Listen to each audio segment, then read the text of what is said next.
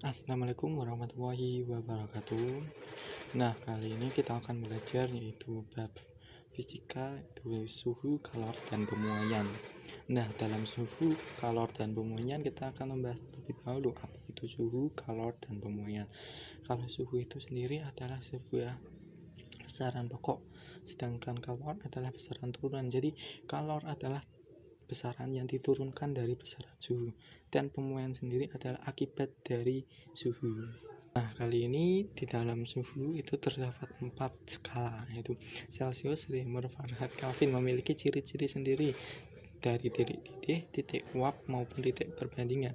Nah, titik itu kita ralat ya menjadi titik lebur. Maaf karena penulisan. Nah, tabel ini berguna untuk menghasilkan misal Celcius ke Reaumur ke Fahrenheit, Kelvin ke Fahrenheit, dan sebagainya. Nah, daripada kita menghafalkan lebih dari banyaknya macam rumus, kita akan gunakan rumus logika. Nah, rumus logika ini sebenarnya tidak ada, saya buat sendiri, tapi ini mempermudah. Jadi jika selisih titik lebur naik, misal di Celcius ke Fahrenheit, kita lihat Celcius 0 derajat titik leburnya, Fahrenheit 32 derajat, maka menggunakan rumus yang atas. Bisa lagi Reaumur ke Kelvin, nah itu naik, maka menggunakan rumus bawah. Nah, jika gimana kalau Celcius ke Reaumur? Nah, kalau Celcius ke Reaumur itu kan sama, akhirnya ya tulis saja di situ. Jadi ya 0. Nah, bisa pakai atas maupun bawah sama saja. Kan kurangi 0 tambah 0. Nah, kali ini kita akan langsung ke latihan soal. Nah, latihan soal pertama sebagai berikut.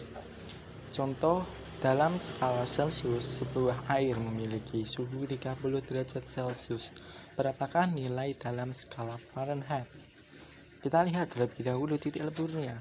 Titik lebur Celcius 0 derajat Celcius.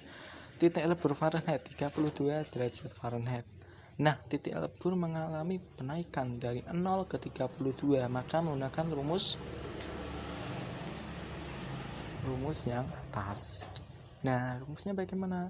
Perbandingan akhir, perbandingan awal dikali suhu awal ditambah selisih titik lebur. Selisihnya berapa? 32 derajat.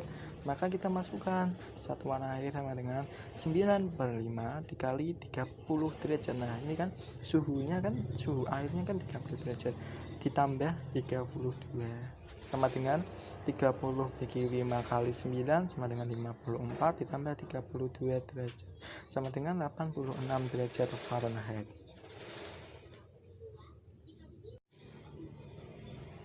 Nah, selanjutnya kita akan beralih ke soal yang lebih sulit. Nah, ini seperti halnya soal yang sulit juga, tapi tidak sulit kalau kita sudah tahu konsep daripada rumus tersebut, karena rumus tersebut bisa digunakan dalam semua skala, entah itu dan skala lebih dari 4 itu ada. Nah, misal jika mie ayam diukur suhunya didapati suhunya adalah 303 derajat Kelvin, tentukan suhu dalam skala Fahrenheit. Kita lihat terlebih dahulu titik lebur Kelvin sama dengan 273 derajat Kelvin. Titik lebur Fahrenheit sama dengan 32 derajat Fahrenheit.